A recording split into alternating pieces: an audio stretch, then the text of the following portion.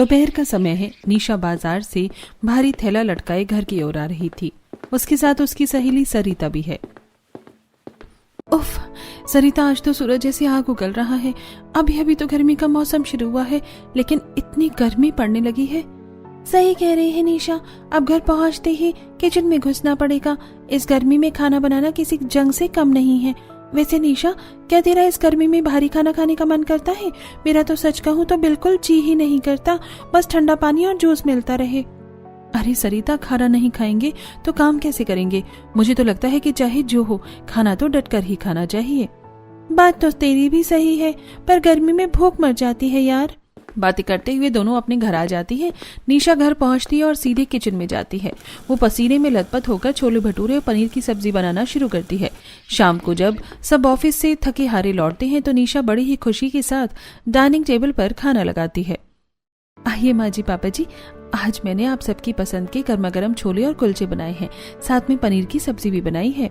सभी लोग खाना खाने के लिए बैठ जाते हैं। तभी खाना देखकर कमला कहती है, ओहो बहू, इतनी गर्मी में तूने ये सब क्यों बनाया? तू ऐसा कर, मेरे लिए दोपहर की कोई सब्जी बची हो तो वही ला दे। अरे माँ जी, आप क्या कह रही हैं? मैंने कितनी मेहनत से ये सब बनाए हैं। अब थोड़ा सा खाकर तो देखो, आपको बहुत अच्छा लगेगा। ताज़ा खाना है माँ जी। हाँ कमला, बहू ने बनाया है तो खा लो। वैसे आज मैंने भी सोचा था घर जाकर कुछ हल्का खाना खाऊंगा, पर चलो, अब तुमने इतनी मेहनत से बनाया है तो खा लेते हैं। भाभी, वैसे तो छोले कुलचे मेरे फेवरेट हैं, पर ये मुझे ठंड में ज्यादा अच्छे लगते हैं। मुझे भी दो निशा, आज भूख तो बहुत जोर से लगी है। ऑफिस में बहुत काम था। चलो भाई, सब लोग खाना शुरू करते हैं। सब लोग खाना खाना शुरू करते हैं, लेकिन निशा देख रही है कि कोई भी अच्छे से खाना नहीं खा रहा था। अगले दिन सुबह निशा फिर से सबके लिए नाश्ता तैयार करती है। वो सबका नाश्ता लगाती है और सबकी टिफिन पैक करती है। ये लीजिए आप सबका टिफिन, अब जल्दी से नाश्ता कर लो। सभी लोग नाश्ता करने बैठते हैं और देखते हैं कि निशा ने आलू के पराठे और पालक के पकौड़े बनाए हैं। ये देखकर अंकित कहता है, ये क्या निशा, तुमने इतनी भारी नाश्ता क्यों बनाया है? गर्मी में तो भारी नाश्ता करने का मन ही नहीं करता। अरे आप लोग खाकर तो देखिए, पराठे बहुत अच्छे बने हैं। सभी लोग टेबल पर बैठकर नाश्ता करते हैं और अपना अपना टिफिन लेकर ऑफिस चले जाते हैं। सबके जाने के बाद निशा घर के काम निपटाती है और कपड़े धोने के बाद उन्हें छत पर फैलाने जाती है। निशा कपड़े फैला रही थी, तभी वो देखती है कि सरिता भी सामने अपनी छत पर कपड़े फैला रही है। सरिता, ये छत है या रेगिस्तान? पैर चल रहे हैं मेरे। आज तो कपड़े फैलाने में भी जान निकल रही है। एक तो यहाँ इतनी गर्मी है, फिर अभी किचन में जाकर गर्मी में खाना भी बनाना है। देख निशा, तू ना अपने पति से कहकर किचन में एक एग्जॉस्ट फैन लगवा ले। जब से मेरे यहाँ किचन में एग्जॉस्ट फैन और वो छोटा वाला कूलर लगा है, तब से मुझे बहुत राहत है। सारी उमस बाहर निकल जाती है। हाँ यार, इस बारे में तो मैंने कभी सोचा ही नहीं था। मैं आज अंकित से बात करती हूँ। बातें करने के बाद निशा नीचे आती है और किचन में जाकर शाम का खाना तैयार करने लगती है। गर्मी की वजह से निशा पसीने से तर हो गई थी और मन ही मन सोच रही थी, गर्मी में खाना बनाना बड़ा मुश्किल काम है, लेकिन मुझे अपने परिवार के लिए मुश्किल काम तो करना ही पड़ेगा। ऐसा करती हूँ, वेज पुलाव और चने मसाले वाली दाल बना लेती हूँ। सुबह भी ये लोग अच्छी तरह खाना खाकर नहीं गए थे, कम से कम अभी खा लेंगे। यही सोचकर निशा गर्मी में भी खुश होते हुए खाना बनाने लगती है। शाम को सब ऑफिस से आते हैं और खाना खाने बैठते हैं। निशा सभी का खाना लगाती है, तभी खाना खाते हुए विश्वनाथ कहते हैं, बेटा निशा, गर्मी ने तो मार ही डाला। गरम गरम खाना तो गले के नीचे नहीं उतर रहा है। मन ही नहीं कर रहा है कुछ खाना खाने का, बस मन करता है कुछ ठंडा मिल जाए। हाँ पिताजी, आप सही कहते हैं। ये गरम गरम खाना तो पेट में और आग लगाता है, बिल्कुल खाने का मन नहीं करता। अरे भैया, इस मसाले की खुशबू से तो मेरा मन और भारी हो जाता है। भाभी, कुछ हल्का फुल्का ही बना लिया करो। वैसे पिताजी, अगर खाने में कुछ ठंडा ठंडा मिल जाता ना तो खाने का मजा ही कुछ और होता। अरे अब तुम लोग कितनी बातें करोगे, चलो चुपचाप खाना खा लो। कमला के ऐसा कहने पर सभी लोग खाना खाने लगते हैं, लेकिन सभी थोड़ा थोड़ा खाना खाकर उठ जाते हैं और अपने अपने कमरे में चले जाते हैं। तब बर्तन उठाते हुए निशा मन ही मन सोचती है, हे भगवान, अगर मेरे परिवार वाले अच्छे से खाना नहीं खाएंगे तो ये लोग काम कैसे करेंगे? कमजोरी आ जाएगी सबको। मुझे कुछ भी करके अपनी रसोई को ठंडा करना पड़ेगा ताकि मेरे परिवार वाले चैन से खाना खा पाएं। दोपहर के सारे काम खत्म करके निशा अपने कमरे में बैठती है और YouTube पर सर्च करना शुरू करती है। वो ठंडी रसोई और गर्मियों के लिए खास व्यंजन सर्च करती है और फिर खुश होते हुए अपने आप से कहती है, अच्छा, तो लौकी और गिलकी की तासी ठंडी होती है और ये गर्मियों में शरीर को बहुत फायदा पहुंचाती है। अगर मैं नींबू का इस्तेमाल करूं तो ये और भी ताज़ा लगेगी। निशा ऐसा सोच ही रही थी कि तभी बाहर गली में सब्जी वाले की आवाज आती है। निशा तुरंत बाहर जाती है और सब्जी वाले से कहती है, भैया लौकी और गिलकी दे दो और थोड़े नींबू और टमाटर भी देना, आज मैं कुछ हल्का और ठंडा बनाऊंगी। निशा सब्जी वाले से सब्जियां खरीदती है और किचन में जाती है और खाना बनाना शुरू करती है। सबसे पहले वो लौकी काटती है और कुछ सूखे मसालों को तवे पर रोस्ट करके उन्हें मिक्स करके पीस लेती है। फिर मसाले डालकर लौकी को तड़का देकर सब्जी बना लेती है और नींबू का रस डालकर सब्जी तैयार कर लेती है। साथ में दाल, चावल, रोटियां और प्याज टमाटर का सलाद भी बनाती है। वो लौकी की सब्जी में नींबू का रस ऊपर से डालती है। फिर शाम को सभी लोग घर वापस आते हैं और वो उन्हें खाना सर्व करती है और कहती है, पापा जी आज मैंने बहुत हल्का खाना बनाया है, ये लौकी की सब्जी, इसमें नींबू भी डाला है, ये खाइए आपको अच्छा लगेगा। बेटा सब्जी तो तासीर में ठंडी है पर खाना तो फिर भी गर्म ही है ना। इस गर्मी में गरम गरम रोटी सब्जी खाना बहुत भारी लग रहा है और पता नहीं क्यों कल से मेरा पेट भी कुछ खराब सा लग रहा है, शायद वो कल के छोले कुलचे की वजह से। ऐसा कहकर विश्वनाथ और बाकी सभी लोग खाना खाना शुरू करते हैं, लेकिन कोई भी बहुत अच्छी तरह से खाना नहीं खाता। तब निशा कहती है, ओह पापा जी मुझे लगा था आप लोगों को ये पसंद आएगा, पर आपने तो सिर्फ एक रोटी खाई। भाभी मसाले तो कम है पर कुछ और कमी लग रही है, ऐसा लग रहा है कुछ ठंडा मिल जाता तो खाने का मजा ही आ जाता। हाँ मानसी, बस ऐसा लग रहा है कि ठंडा पानी पी लूं। सभी लोग खाना खाना शुरू करते हैं। पहले की अपेक्षा आज वो लोग 2-2 रोटी खाते हैं। तब निशा मन ही मन सोचती है, चलो अच्छा है आज मैंने इतनी मेहनत करके खाना बनाया है तो सब लोगों ने फिर भी खा ही लिया, लेकिन मुझे अपनी रसोई को और ठंडा करना होगा ताकि मेरे परिवार वाले अच्छी तरह से खाना खा सके। वैसे भी सभी लोग बाहर जाते हैं, पेट अच्छे से नहीं भरेगा तो काम कैसे करेंगे। ऐसा सोचते हुए निशा डाइनिंग से बर्तन उठाती है और रसोई में जाकर सारा काम खत्म करती है। फिर अपने कमरे में जाकर आराम करती है। अगले दिन सभी के जाने के बाद फिर निशा अपने आप से कहती है, ऐसा करती हूँ आज फिर YouTube पर ठंडी रसोई सर्च करती हूँ। ऐसा कहकर वो YouTube में ठंडी रसोई सर्च करना शुरू करती है। वो देखती है कि गर्मियों में गर्म मसालों की जगह कुछ ठंडे मसालों का इस्तेमाल करना चाहिए। ऐसे ही शाम हो जाती है। निशा किचन में जाती है और खाना बनाना शुरू करती है। निशा को काफी गर्मी लग रही थी और वो बार बार पसीना पहुंच रही थी। साथ ही वो मन ही मन सोच रही थी, हे भगवान इतनी गर्मी में किचन में मेरा तो 2 मिनट भी खड़े रहने का मन नहीं करता, लेकिन खाना तो बनाना ही पड़ेगा। तभी कमला रसोई के दरवाजे पर आकर खड़ी होती है और देखती है कि निशा गर्मी में कितनी परेशान होकर खाना बना रही थी। वो मन ही मन सोचती है, हे भगवान कितनी गर्मी है, बेचारी मेरी बहू इतनी गर्मी में भी इतना समय किचन में रहकर हम लोगों के लिए अच्छा खाना बनाती है ताकि हम पेट भरकर खा सके, और एक हम हैं कि अपनी ही चिंता में खोए रहते हैं। अब मैं बहू को कैसे बताऊं कि अभी घर के सभी लोग कितने ज्यादा परेशान हैं। ऐसा सोचते हुए कमला वहां से चली जाती है।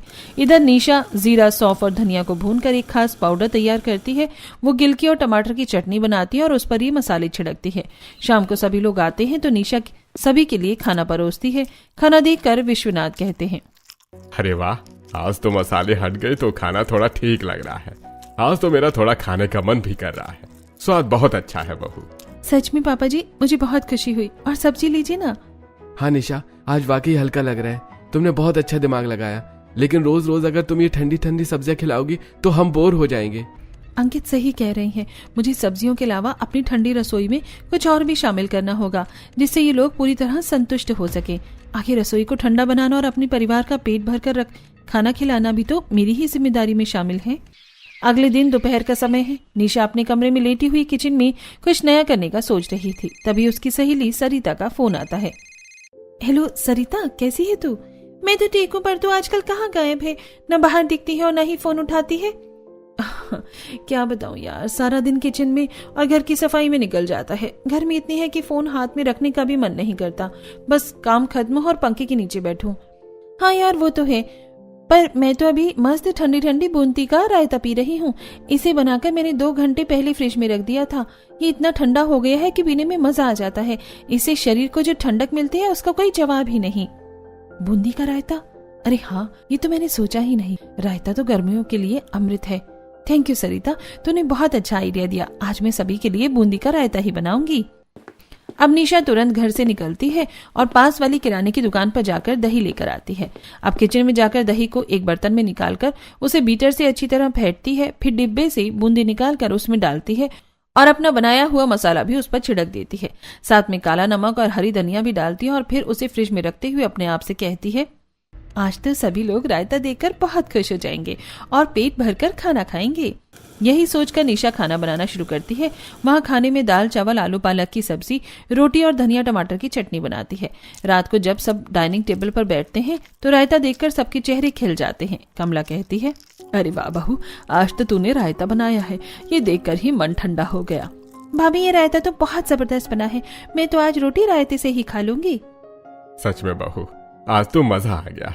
तुमने बहुत अच्छा दिमाग लगाया। रायते ने खाने का स्वाद बढ़ा दिया और गर्मी का एहसास कम कर दिया। निशा, कल मेरे टिफिन में भी तुम बूंदी का रायता ही रख देना। दोपहर की गर्मी में ऑफिस में ये खाकर मन ठंडा हो जाएगा। जरूर अंकित, मुझे बहुत अच्छा लगा कि आप सबको ये पसंद आया। अगले दिन घर पर विश्वनाथ की बड़ी बहन अपनी बहू के साथ घर आती है। निशा ने बहुत मेहनत से सबके लिए खाना बनाया है। बातें करने के बाद सभी लोग खाना खाने बैठते हैं। खाना देखकर बुआ जी की बहू धीरे से बुआ जी से कहती है, माँ जी खाना तो ठीक है, पर हमारे यहाँ जैसा माहौल नहीं लग रहा। गर्मी बहुत लग रही है यहाँ, और इस गर्मी में यहाँ हमें छाछ भी नहीं मिल रही। बुआ जी, आप लोग क्या बातें कर रहे हैं? अगर खाने में कोई कमी है तो मुझे बताइए ना। नहीं बेटा, कमी नहीं है, बस मेरी बहू कह रही थी कि गर्मियाँ इतनी पड़ रही हैं तो हम तो सुबह सुबह मही की छाछ का रायता पीते हैं। उसमें काला नमक और भुना हुआ जीरा डाल देते हैं। उसे पीने से दिन भर भूख भी अच्छी लगती है और गर्मी भी नहीं सताती। अरे ये तो बहुत अच्छी बात है, मैं कल ही मही मंगाती हूँ और मही की छाछ बनाती हूँ। मेहमानों के जाने के बाद अगले दिन निशा बाजार से मही खरीद कर लाती है और उसमें काला नमक, जीरा और पुदीना डालकर सबके लिए ताज़ा छाछ बनाती है। सुबह ऑफिस जाने से पहले सबको एक एक गिलास छाछ देती है। छाछ पीकर विश्वनाथ कहते हैं, आहा, बहू ये पीकर तो मजा आ गया। आज ऑफिस में गर्मी कम लगेगी। हाँ भाभी, मुझे तो ये छाछ भी बहुत पसंद आई। गरम गरम खाने से तो बहुत अच्छी है ये छाछ। काश खाना भी छाछ की तरह ठंडा होता तो ज्यादा अच्छे से खा पाते। हाँ मानसी, तूने तो मेरे मुंह की बात छीन ली। खाना भी ठंडा होता तो खाने में ऐसे मजा आता जैसे ये छाछ पीने में आ रहा है। बातें करने के बाद सभी लोग ऑफिस चले जाते हैं। तब निशा अपनी सास से कहती है, माँ जी देखिए ये छाछ बच गई है, चलिए ना हम सरिता को थोड़ी सी छाछ दे आते हैं। निशा अपनी सास के साथ सरिता के घर जाती है। सरिता अपनी रसोई में काम कर रही थी। निशा सरिता को छाछ देती है और कहती है, सरिता मैंने ये छाछ बनाई थी तो तेरे लिए भी ले आई हूँ, इसे पी लेना। वैसे तेरी रसोई काफी ठंडी लग रही है। हाँ निशा, मेरी रसोई में एग्जॉस्ट फैन और छोटा कूलर जो लगा है, जब से ये सब लगा है तब से मुझे भी रसोई में खाना बनाने में थोड़ा आराम रहता है। थोड़ी देर बातें करने के बाद निशा अपने घर वापस आ जाती है। रसोई में जाकर काम करते हुए मन ही मन सोचती है, सभी लोग कह रहे थे कि खाना ठंडा होता तो खाने में मजा आ जाता। ऐसा करती हूँ कि आज खाना भी अभी बनाकर रख देती हूँ, शाम तक ठंडा हो जाएगा और ये लोग सब अच्छे से खाना खा पाएंगे। यही सोचकर निशा सबसे पहले गंदे बर्तनों को धोती है और रसोई साफ करती है। फिर वो शाम के लिए खाना बनाने लग जाती है। तभी कमला वहां आती है और निशा को खाना बनाते देख कर कहती है, अरे निशा, तूने अभी अभी तो खाना बनाकर सबको खिलाया है और अब तू फिर से खाना बनाने लगी। तुझे गर्मी नहीं लग रही क्या किचन में? जा जाकर आराम कर ले। माँ जी, सभी लोगों को गर्म खाना पसंद नहीं आता तो सोच रही हूँ कि अभी से ही खाना बनाकर रख दूं ताकि शाम तक ठंडा खाना हो जाए और सभी लोग अच्छे से खा पाएं। आप चिंता मत कीजिए, मैं खाना बनाकर आराम कर लूंगी। मेरी बहू गर्मी में खाना बनाकर कितना परेशान हो रही है। अगर हमारे सिर पर ये मुसीबत न होती तो मैं भी बहू के लिए रसोई में कूलर और एग्जॉस्ट फैन लगवा देती। कमला के मना करने पर भी निशा नहीं मानती और रसोई में खाना बनाती रहती है। वो खाना बनाकर रख देती है। शाम हो जाती है। तभी बाहर तरबूज वाला तरबूज बेचने आता है। निशा बाहर निकलती है और एक बड़ा सा तरबूज खरीद लेती है। फिर किचन में आकर तरबूज को छोटे छोटे टुकड़ों में काटती है और उसे फ्रिज में रखते हुए अपने आप से कहती है, आज ठंडे खाने के साथ सभी को ठंडा ठंडा तरबूज भी सर्व करूंगी। तरबूज रखने के बाद निशा अपने कमरे में जाकर आराम करती है। शाम को सभी लोग घर आते हैं तो निशा सभी के लिए ठंडा खाना और ठंडा तरबूज सर्व करती है। एक निवाला चखने के बाद अंकित कहता है, निशा, ये खाना खराब क्यों लग रहा है? ये ताजा बना है ना? मैंने इसे दोपहर में ही बना कर रख दिया था। आप लोग कह रहे थे ना कि गर्म खाना आपको अच्छा नहीं लगता, तो मैंने सोचा कि आज ठंडा खाना खिलाती हूँ। अरे बहू, गर्मी का मौसम है और रसोई तो इतनी गर्म रहती है और ये खाना खराब होने लगा है। ऐसा करते हैं, आज हम लोग ठंडा ठंडा तरबूज खाकर ही सो जाते हैं। ऐसा कहकर सभी लोग तरबूज खाकर अपने अपने कमरे में चले जाते हैं। कमला ये सब देखकर मन ही मन सोचती है, निशा कितनी मेहनत करके अलग अलग तरह से अपनी रसोई को ठंडा करने की कोशिश कर रही है, लेकिन ये लोग हर दिन कोई ना कोई कमी निकाल ही देते हैं। मुझे इन लोगों से बात करनी चाहिए। यही सोचकर कमला अंकित के कमरे में जाती है और उससे कहती है, बेटा, निशा लगातार अपनी रसोई को ठंडा करने की कोशिश कर रही है ताकि हम लोग खाना अच्छी तरह से खाएं और तुम लोग इस पर ध्यान ही नहीं दे रहे हो। माँ, तुम्हें तो पता है ना कि अभी हमारे सिर पर जो मुसीबत है, हमारा पूरा ध्यान उसी पर है। हम खाना खा लेते हैं तो वही बड़ी बात है। निशा को इतना परेशान नहीं होना चाहिए, आप उसे समझाती क्यों नहीं है? बेटा, निशा अभी शादी करके हमारे घर आई है। मैं उसे सब कुछ बताकर परेशान और दुखी नहीं करना चाहती हूँ, इसलिए तुम कोशिश करना कि इस परेशानी में भी निशा के लिए थोड़ा समय निकाल सको। बातें करने के बाद कमला अपने कमरे में चली जाती है। अगले दिन शाम को जब सभी लोग खाना खाने बैठते हैं तो निशा फ्रिज से निकालकर ठंडा ठंडा खाना सभी को सर्व कर देती है। उसने खाना पहले ही बनाकर फ्रिज में रख दिया था ताकि वो ठंडा हो जाए और खराब ना हो। उसने फ्रिज में सलाद भी काट कर रख दिया था। आज मैंने खाना पहले ही बना दिया था ताकि वो बहुत गर्म ना हो, और ये रहा फ्रिज का ठंडा सलाद और खाना। निशा, फ्रिज में रखने से देखो रोटियां कितनी कड़ी हो गई हैं और चावल भी कितने कड़क हो गए हैं, दाल भी जम गई है। फ्रिज का रखा खाना कौन खाता है? हाँ भाभी, सिर्फ सलाद ही अच्छी लग रही है, ठंडी ठंडी। खाना तो कुछ ज्यादा ही ठंडा हो गया है। ऐसा कहकर सभी लोग जैसे तैसे खाना खाते हैं और अपने अपने कमरे में चले जाते हैं। कुछ दिन बाद मोहल्ले की पड़ोसन वैशाली आती है और कहती है, कमला, कल मेरे पोते का जन्मदिन है, तो अपने परिवार के साथ जरूर आना। हाँ वैशाली, हम लोग जरूर आएंगे। वैशाली के जाने के बाद निशा अपनी सास से कहती है, माँ जी, मोहल्ले में पार्टी है, अगर पूरा परिवार चलेगा तो बहुत अच्छा लगेगा, हम सबका मन बदल जाएगा। ठीक है बहू, शाम को सबसे बात करेंगे। शाम को सभी लोग घर आते हैं और विश्वनाथ कहते हैं, बहू, आजकल तू ठंडे ठंडे व्यंजन बनाती है तो खाना खाने का मन भी करता है। आज क्या बनाया है? जल्दी से लगा दे, भूख लग रही है। पिताजी, आज तो मैंने कुछ नहीं बनाया क्योंकि आज वैशाली चाची के यहाँ पार्टी है और उन्होंने हम सबको बुलाया है, तो हम सब आज वहाँ जाएंगे। नहीं बहू, मेरा तो मन नहीं है, तुम लोग चले जाओ। सॉरी भाभी, मुझे एक प्रोजेक्ट पर काम करना है, मैं नहीं जा पाऊंगी। और मेरी भी आज एक जरूरी मीटिंग है तो मैं भी नहीं जा पाऊंगा। माँ जी, अकेले जाने में मजा नहीं आएगा, मैं घर पर ही रहकर खाना बना लेती हूँ। निशा फिर से किचन में जाती है। वो आज फ्रूट रायता बनाने का फैसला करती है। वो घंटों किचन में फलों को काटती है और दही तैयार करती है। पसीने से उसका बुरा हाल है। फिर वो फ्रूट और दही को मिक्स करके उसमें कुछ मसाले डालती है और उसे फ्रिज में रख देती है। साथ ही दाल और चावल भी बनाती है। फिर वो सभी लोगों को दाल चावल और ठंडा ठंडा फ्रूट रायता सर्व करती है। सभी लोग खाना खाकर अपने अपने कमरे में आराम करने लगते हैं। अगले दिन निशा टीवी पर कुछ महंगे शरबत और जूस के ऐड देखती है और मन ही मन सोचती है, अरे वाह, अगर मैं ये शरबत और जूस अपने परिवार वालों के लिए लाऊं तो वो खाने के साथ साथ ठंडे शरबत और जूस पियेंगे तो उन्हें अच्छा लगेगा। यही सोचकर शाम को निशा बाजार जाती है और ढेर सारे महंगे शरबत और जूस लेकर घर वापस आती है। रास्ते में उसे वैशाली मिलती है और कहती है, अरे निशा, इतनी सारी शरबत की बोतल और जूस की बोतल लेकर आई हो, घर में कोई पार्टी है क्या? नहीं नहीं चाची, ये तो मैं अपने घर वालों के लिए लेकर आई हूँ। मेरे घर वालों को गर्मी में ठंडी चीजें ही पसंद है। ऐसा कहकर निशा वो सारी बोतलें फ्रिज में लाकर रख देती है। शाम को जब सभी लोग आते हैं तो निशा उन्हें खाने के साथ महंगे ड्रिंक बनाकर सर्व करती है। ये देखकर अंकित कहता है, निशा, ये ड्रिंक तो बहुत महंगी लगती है। मैंने तुम्हें जो कुछ पैसे रखने के लिए दिए थे, कहीं तुमने खर्च तो नहीं कर दिए? हाँ जी, मैं उन्हीं पैसों से ये सारा सामान लेकर आई हूँ। ओहो निशा, तुम्हें क्या जरूरत है अपनी रसोई को इतना ठंडा करने की? जैसा खाना हम खाते हैं वैसे ही खा लेंगे। तुम ये फालतू के खर्च करना बंद कर दो। ऐसा कहकर अंकित गुस्से में उठकर अपने कमरे में चला जाता है। बाकी लोग भी थोड़ा थोड़ा खाना खाकर अपने अपने कमरे में चले जाते हैं। तब निशा मन ही मन सोचती है, शायद मैंने ही ठंडी रसोई के लिए इतने महंगे जूस लाकर गलती की। मुझे अंकित से बात करनी चाहिए। वो अपने कमरे की तरफ जाती है। तभी उसे अंकित और कमला की बातें सुनाई देती है। निशा छुप कर सुनने लगती है। बेटा, हम पर क्या मुसीबत है ये सिर्फ हम जानते हैं। निशा तो कुछ नहीं जानती। तुम्हें उससे ऐसा व्यवहार नहीं करना चाहिए। तो मैं और क्या करूं माँ? आपको तो पता है ना कि मैंने पैसे किस काम के लिए रखे थे। निशा ने उन्हें भी अपनी ठंडी रसोई के चक्कर में खर्च कर दिया। आपको पता है ना अब हमें कितनी परेशानी उठानी पड़ेगी। लेकिन बेटा, निशा ये सब कुछ हमारे लिए ही तो कर रही है। उससे ऐसा रूखा व्यवहार करना ठीक बात नहीं है। और वैसे भी कुछ दिनों की बात है, फिर तो सब कुछ ठीक हो ही जाएगा। ऐसा कहकर कमला बाहर की तरफ आती है तो निशा रसोई में जाकर छुप जाती है और मन ही मन सोचती है, ऐसी भी क्या मुसीबत है इन पर जो ये लोग मुझे नहीं बता रहे हैं। कुछ भी हो, मुझे ये सब जानना ही होगा। निशा कमरे में जाती है और अंकित से कहती है, अंकित, आप बहुत परेशान दिखाई दे रहे हैं। अगर कोई परेशानी है तो मुझे बताइए। आखिर मैं आपकी पत्नी हूँ और मुझे जानने का पूरा हक है। नहीं नहीं निशा, ऐसी कोई बात नहीं है। बल्कि मुझे तुमसे सॉरी कहना चाहिए कि मैंने जबरदस्ती तुम्हें डांट दिया। आगे से ध्यान रखूंगा कि ऐसा ना हो। ऐसा कहकर अंकित बात को टाल देता है। अगले दिन निशा यूट्यूब से कांजी की रेसिपी देखती है और कांजी बनाने का सामान खरीद कर ले आती है। साथ ही वो अनारस और कीवी खरीद कर लाती है और वो किचन में अनारस और कीवी काट रही थी। तभी कमला वहां आ जाती है और ये सब देखकर कहती है, तुम ये इतने महंगे फल क्यों लेकर आई हो और इतनी सारी चीजों की भला क्या ही जरूरत थी। माँ जी, गर्मियों में ये कीवी और अनारस बहुत ठंडा होता है और देखिए मैं कांजी बनाने का सामान भी लेकर आई हूँ। सभी लोग इसके साथ अच्छी तरह खाना खा लेंगे। हे भगवान, अब मैं बहू को सारी बात कैसे बताऊं? मुझे ही कुछ न कुछ करना होगा।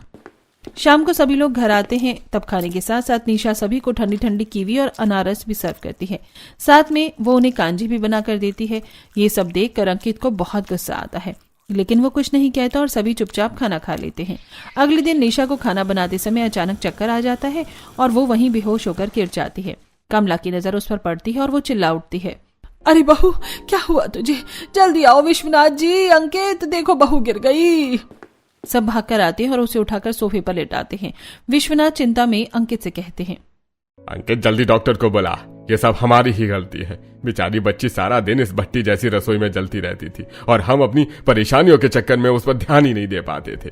थोड़ी देर बाद डॉक्टर घर आते हैं और निशा की जांच करते हुए फिर कहते हैं, देखिए इनका ब्लड प्रेशर बहुत लो हो गया है, शरीर में पानी की कमी है और भयंकर गर्मी की वजह से ये बेहोश हुई हैं। इन्हें 15 दिन का पूरा आराम चाहिए। इन्हें किचन की गर्मी से बिल्कुल दूर रखिए, वरना हालत बिगड़ सकती है। डॉक्टर के जाने के बाद अंकित कहता है, निशा, कोई जरूरत नहीं है तुम्हें आज के बाद काम करने की। तुम पूरी तरह आराम करोगी और हम तुम्हारा ख्याल रखेंगे। सभी को अपनी इतनी चिंता करते हुए देखकर निशा को बहुत खुशी होती है। अब सभी लोग निशा का ख्याल रखते हैं और अगले 15 दिनों बाद निशा ठीक हो जाती है। 15 दिन बाद अंकित अपनी माँ से कहता है, माँ, निशा को आराम करते 15 दिन हो गए हैं। आज मैं उसे फिर एक बार डॉक्टर के पास जाकर चेक करवा लेता हूँ। वो मेरे जाने के बाद आप लोगों को क्या क्या करना है आपको पता है ना? हाँ भैया, आप चिंता मत कीजिए, आपके पीछे सब कुछ वैसा ही होगा जैसा आप चाहते हैं। अब अंकित निशा को डॉक्टर के पास ले जाता है। डॉक्टर चेकअप करके बताता है कि निशा बिल्कुल ठीक है। थोड़ी देर बाद अंकित और निशा घर लौटते हैं और निशा देखती है कि घर में अंधेरा है। ये देखकर निशा कहती है, अरे घर में इतना अंधेरा क्यों है? भाभी, अभी भी लाइट चली गई है इसीलिए अंधेरा है। वैसे निशा, मुझे प्यास लगी है, जरा रसोई में जाकर एक गिलास पानी तो लेकर आना। निशा जैसे ही किचन की तरफ बढ़ती है वो देखती है कि मेज पर बहुत सारी ठंडी डिशेस हैं। फ्रूट क्रीम, मलाईदार लस्सी और ताजे फलों का सलाद। अरे ये सब किसने बनाया? ये सब मेरे लिए है क्या? हाँ निशा, ये सब तुम्हारे लिए है और आज तुम्हारा जन्मदिन भी है। अचानक लाइट जल जाती है और घर रोशनी से जगमगा उठता है। सामने एक बड़ा केक रखा है और पूरा परिवार हैप्पी बर्थडे गा रहा है। मेरा जन्मदिन, मैं तो बिल्कुल भूल ही गई थी। आप लोग कितने अच्छे हैं, पर मैं अपनी रसोई को आपके लिए ठंडा नहीं कर पाई, मुझे इसका दुख है। हाँ बेटा, हमें तुम्हें कुछ बताना है। हम सब लोन को लेकर बहुत तनाव में थे, इसीलिए ओवरवर्क कर रहे थे और तुम्हें समय नहीं दे पा रहे थे और इसीलिए तुम्हारे ज्यादा खर्च करने पर अंकित गुस्सा कर रहा था क्योंकि उसे लोन की किश्त भी भरनी थी। पर आज तुम्हारा जन्मदिन है और खुशखबरी ये है कि लोन पूरा खत्म हो गया है। और ये देखो निशा, आज ही मेरा प्रमोशन लेटर भी आया है। ये रहा तुम्हारा असली गिफ्ट। अब हमारी सारी मुश्किलें खत्म हो गई हैं। ये तो बहुत अच्छी खबर है। अब निशा खुश होकर केक काटती है और सभी को खिलाती है। तभी अचानक डोरबेल बजती है। मानसी बाहर की तरफ भागती है और कमला कहती है, अभी एक और सरप्राइज बाकी है, बहू बाहर देखो। तभी दो आदमी कुछ बड़े बड़े डिब्बे लेकर वहां आते हैं और रसोई में जाकर कुछ काम करने लगते हैं। ये देखकर निशा कहती है, अरे ये सब क्या हो रहा है? ये लोग रसोई में क्या कर रहे हैं? थोड़ी देर रुको, तुम्हें सब पता चल जाएगा। दोनों मजदूर अपना काम कर कर चले जाते हैं। तब पूरा परिवार निशा को रसोई में लेकर आता है। निशा देखती है कि रसोई में एग्जॉस्ट फैन, एसी और ऑटोमेटिक मशीनें लग गई थी। अंकित कहता है, निशा, ये एक ऑटोमेटिक कुकिंग मशीन है। निशा, ये AI तकनीक से चलती है। इसमें तुम्हें बस सामान डालना है और ये खुद ब खुद खाना बनाकर तैयार कर देगी। अब तुम्हें घंटों किचन की गर्मी में खड़े नहीं होने की जरूरत है। बेटा, डॉक्टर ने कहा था कि तुझे गर्मी से दूर रखना है, इसलिए हम सब ने मिलकर ये मशीन मंगवाई है।